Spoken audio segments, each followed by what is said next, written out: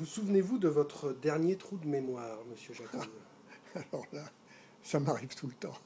Vous savez, quand on avance en âge, en fait, il y a la première chose qui disparaît, c'est les noms propres. Mais ça vient assez jeune, hein. On cherche les noms propres et on finit par les trouver si on a le prénom. Et donc ça, c'est la petite astuce. Si elle arrive à trouver le prénom, le nom sort. La mémoire, c'est très mystérieux. C'est un peu comme un disque dur, en fait. Et il y a des couches successives. Et c'est pas forcément les couches euh, qui se rapprochent de la surface qui sont les plus faciles à détecter. Au contraire, les couches profondes viennent plus facilement, notamment tout ce qui touche à l'enfance, à l'adolescence, parce qu'en fait, la mémoire, il y a des choses qui s'impriment, généralement les choses douloureuses d'ailleurs, puis d'autres qui s'impriment pas. Heureusement, parce qu'alors on deviendrait fou si on se rappelait tous les... Mais justement, j'ai essayé dans ce livre-là de rechercher justement les petits faits de la vie quotidienne dont on ne se souvient pas, par définition, parce que je me suis rasé ce matin. Bon, je ne dis pas que le livre est là-dessus, mais il est un mélange entre des événements importants ou des petites choses. L'homme qui marche dans la lune la première fois, et puis une gamine qui joue à la marelle dans la cour de l'école. Donc c'est le mélange de tout ça qui j'espère, a un intérêt. Vous souvenez-vous du livre qui vous a donné envie d'écrire? Oui, alors le livre, il y en a eu beaucoup, mais il y en a un qui m'a vraiment beaucoup marqué parce que j'avais un excellent professeur à Louis-le-Grand en seconde, professeur de lettres, qui s'appelait Monsieur Forget, et il nous lisait des livres au lieu de nous faire travailler.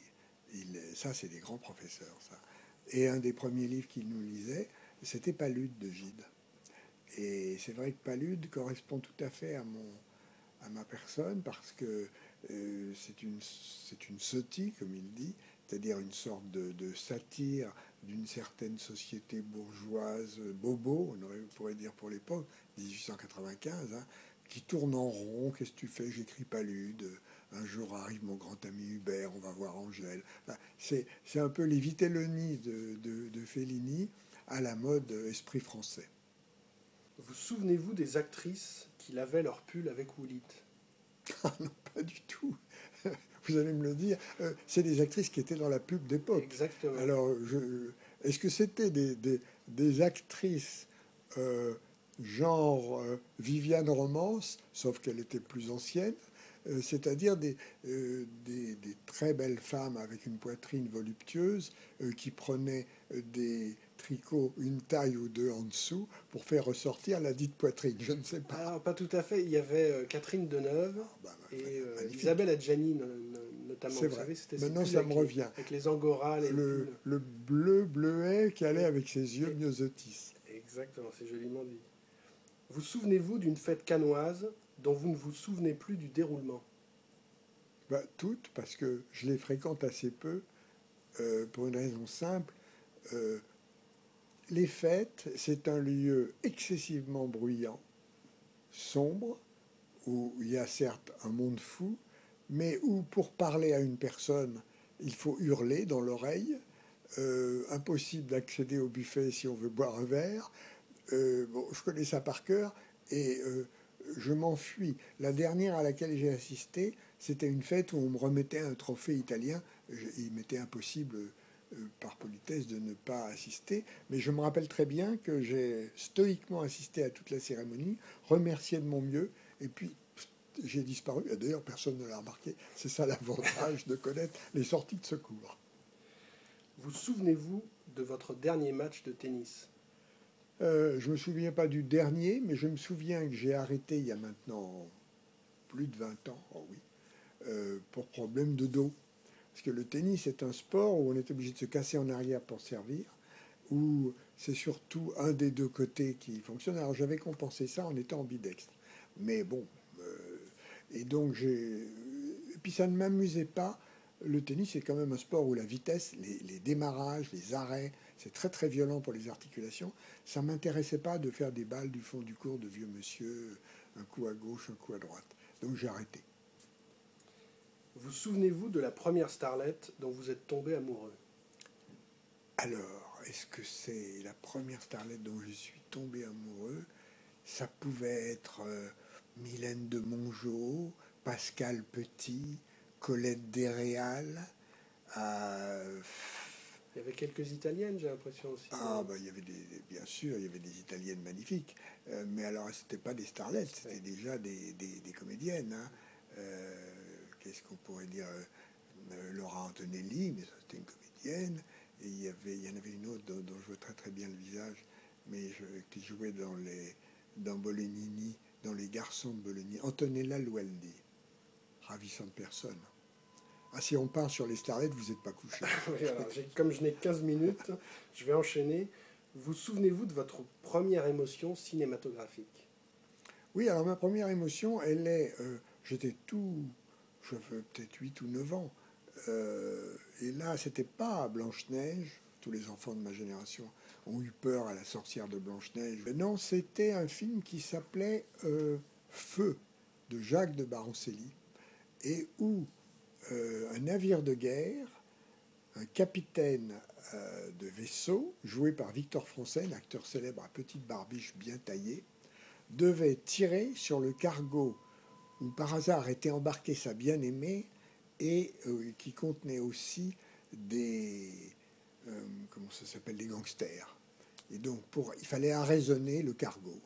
Et c'était cornélien, puisqu'à la fois il risquait de faire sombrer son amour. Donc pour un petit gosse de 8 ans, je vous assure que ça marche. C'était à Paris, vous vous souvenez? Oui, oui, à Paris, cinéma, au théâtre, au cinéma. Alors, je ne sais pas si c'est l'ancêtre du cinéma Le Paris, en bas à droite des Champs-Élysées. Il est supprimé maintenant. Je pense qu'il s'appelait comme ça. Vous souvenez-vous de la dernière fois où vous avez empêché un jury cannois d'imploser au moment des délibérations finales? D'imploser, ils implosent pas tellement. Même au contraire, je trouve qu'ils sont assez... C'est tout l'art des présidents de jury. Ils sont assez confraternels, c'est-à-dire qu'ils discutent, ils ne sont pas d'accord, ils essayent de convaincre, mais jamais il y a d'éclat de voix. Jamais... Non, ce qui m'a le plus stupéfait, c'est, alors ça fait longtemps, c'est quand Jerzy Skolimowski, qui était en plein jury et qui défendait un film extrêmement, film d'auteur très pointu, etc. Et tout d'un coup, on vient lui annoncer que son fils aux États-Unis a fait une tentative de suicide, donc gravissime, départ tout de suite, fallait trouver un avion, voiture, enfin on s'occupait de tout ça. Et quand il a vu qu'on avait assuré tout ça et qu'il fallait encore un quart d'heure pour attendre la voiture, etc., il s'est remis aux délibérations, comme si de rien n'était. Il faut du sang-froid. Il y avait une anecdote aussi avec Simenon, je ne sais pas si elle est véridique ou pas, où il aurait décidé de quitter la salle de délibération sous prétexte que les jurés n'étaient pas d'accord avec lui pour attribuer la Palme d'Or, et il avait demandé la possibilité à ce moment-là, enfin, il avait été convaincu de revenir pour pouvoir défendre Alors sa moi, position. je ne savais pas pour Simenon. Il y a eu à peu près la même chose avec Kirk Douglas, qui lui, une fois que le jury a pris sa décision, est retourné dans son hôtel qui n'était pas tout près de Cannes. Et quand les jurys, suite à un remords, ont voulu dans la nuit redélibérer et changer, il a refusé de revenir en disant c'est voté, c'est voté. Vous souvenez-vous de vos relations sociales avant Twitter? Mes relations sociales avant Twitter, elles étaient fatalement par fax, par mail, par oui, texto dès tout début, par téléphone et puis aussi par contact personnel. Et vous vous souvenez de votre premier tweet? Je me souviens pas de mon premier tweet, mais il devait être très timoré. Faut tâtonner, faut découvrir les 146. Pourquoi celui-là part pas? Ben, il y en a 142, on n'a pas compris tout de suite qu'il y a un petit moins 2. Faut apprendre à fonctionner. Vous souvenez-vous de la projection d'E.T. au Festival de Cannes en 1982? Ah, très bien, je m'en souviens très bien. C'était la dernière projection de l'Ancien Palais. 1982, le palais, nouveau palais a démarré en 83, donc c'était on ferme. Et là, la salle était pleine, évidemment, et tous les journalistes étaient là. J'étais très anxieux de savoir ce qu'ils allaient dire, puisque en fait c'était un film à la Spielberg, c'est-à-dire de divertissement, qu'on aurait même pu considérer comme gentil. Et en fait, les critiques ont adoré, les vieux briscards avaient la larme à l'œil. Tout s'est très bien passé, parce que Spielberg, il sait faire. On a parlé de Standing Ovation, vous avez ce souvenir ou Alors, parce qu'il y a la projection de presse et la projection dite de gala.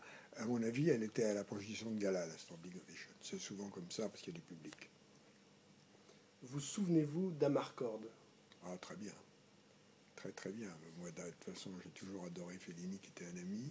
Et Amarcord, c'est un de ses plus beaux films. En plus, moi, ça me touche toutes les histoires de mémoire. Donc, oui, oui, je me souviens de plein de scènes du film, à commencer par la... Comment elle s'appelle, cette grosse dame Oui, je vois. qui fait peur aux enfants, justement, oui. Puisqu'il y a une scène d'école religieuse très stricte, avec le maître, la baguette, et puis là, Sérafina, ou je ne veux pas dire de bêtises, mais ça se termine par A, et il y a là quelque chose. Oui, oui, je me souviens très bien, puis après... Et alors, quelquefois, du reste, Amarcord, c'est une chose, et il y a des scènes que je confonds avec Roma. Parce qu'il y a aussi beaucoup de scènes, notamment des scènes dans la rue de tramway arrondi avec des gens qui mangent des spaghettis, la trattoria, le chef de famille qui a une espèce de résille sur les cheveux, enfin, le fascisme, on se rappelle tous tout ça. Hein. Vous souvenez-vous du jour où vous vous êtes écrié « La guerre est finie » ? C'était pas le jour de la projection de René. La guerre est finie, je me le suis pas écrié parce que j'étais à ce moment-là dans un séminaire caché en Isère et je n'ai appris que la guerre était finie que 2 ou 3 jours après en entendant les prêtres converser entre eux. Puisqu'on n'avait droit à rien, on n'avait pas la radio, on n'avait pas d'informations, on n'avait pas de journaux. Et donc je n'ai même pas bien réalisé. Et après, mes parents sont venus me chercher, on est rentré. D'où la place particulière que tient à vos yeux Au revoir les enfants. Ah oui. Ben, Au revoir les enfants a une place particulière pour 2 raisons. D'abord parce que c'est un très beau thème, très beau sujet, très beau film, très émouvant. Puis ensuite, c'est un peu mon histoire. Donc je l'avais raconté à Louis, qui l'a légèrement transformé, mais pas beaucoup. Il l'a mélangé avec une autre histoire qui lui était arrivée, et il a changé l'harmonium en piano. Voilà, mais on est toujours caché derrière, il y a toujours les Allemands qui viennent chercher les enfants, etc. Vous souvenez-vous de la première fois où vous avez accueilli l'équipe d'un film en haut des marches à Cannes ? Alors, c'est 78, donc c'était l'Ancien Palais.